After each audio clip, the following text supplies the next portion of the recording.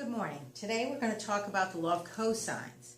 Now we use the law of sines when you have an angle across from a given side, and that's known as a pair. But if you notice on this triangle, you don't know the side across from this angle, and you don't know the angles across from these sides. That's when you use the law of cosines. Use the law of cosines when you have an angle and two sides, and none of them are across from each other, or if you have all three sides. So the formula for the law of cosines is not that hard. First of all, look at the angle, and let's go ahead and try to find the side across from it. So you get the given angle, or the angle you're looking for, and the side across from it is on one side of the equation by itself. X squared equals the other two sides squared. So right here it kind of looks a little like the Pythagorean theorem. This squared equals this squared plus this squared. Then you subtract those two sides multiplied together times the cosine of the angle across from the side you're looking for. Okay? So I could write it as a squared equals b squared plus c squared minus 2bc cosine of a. Sorry about forgetting the 2, but there's a 2 in front of that. So if I was to write the equation for you, it would be a squared equals b squared plus c squared minus 2bc cosine of, and I'll put little a to indicate the angle. Okay? So that's the law of cosines. So let's go ahead and solve this. I have x squared equals 49 plus 100 minus 140 cosine of 36, and you can do the rest on your calculator, and x should come out to 5.98. And once you've got x equals 5.98, you can use the law of sines to find the rest of the things. So first of all, you can just do 5.98 is to 36 as 7 is to the sine of m, and use the law of sines and find m. And then you just add these two and subtract it from 180 to get y. That's how you get the missing parts. Okay? Let me show you how to do one where it's just all sides.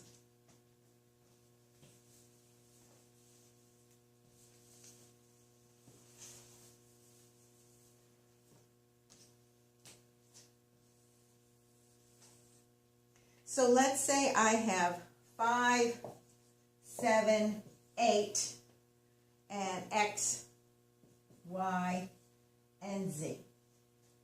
With this one, it's easy just to pick one side to start with. So let's use 5.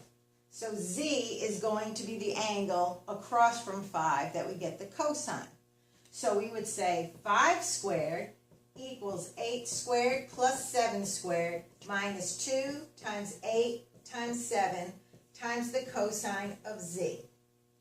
So we would have 25 minus equals 64 plus 49 minus this. I don't want to do that in my head. 2 times 7 times 8 minus 112 cosine of z. Do not make the mistake of adding these three numbers together, because don't forget, this is being multiplied. So you would do 25 minus these two numbers, 25 minus 64 minus 49, and you would get negative 88 on this side equals negative 112 cosine of z. Then divide it by 112, negative 112, and you get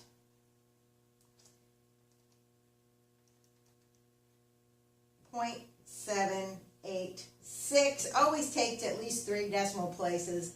It's much more accurate. So that's the cosine. So in order to find z, you would do arc cosine. So you would do second cosine and punch in 0.786, and you get z equals 38 degrees. You can round that to 1 or 2 decimal places. Once you have 38 degrees, then you can use the law of sines, doing 5 over the sine of 38 equals 7 over the sine of x, and finish up that way. Okay? That's the law of cosines. Now, the second part of this lesson is the law of sines again. However, there's one little catch.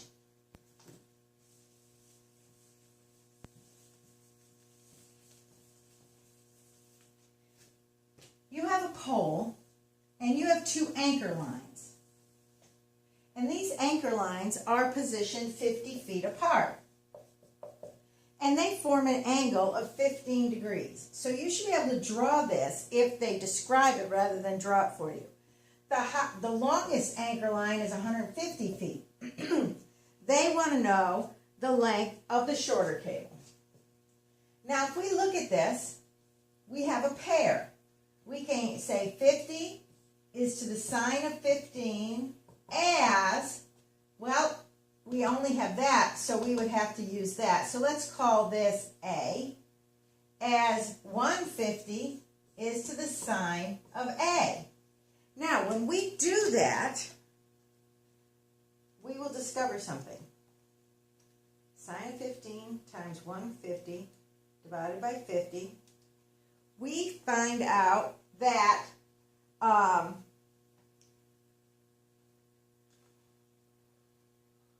on a second.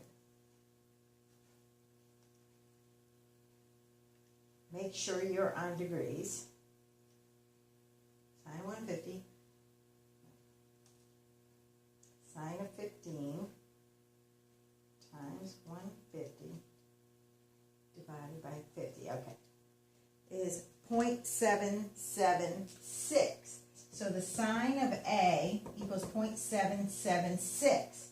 Now when you do arc sine, in other words, you do second sine, second answer, easy way to punch it in, you get 50.94 degrees.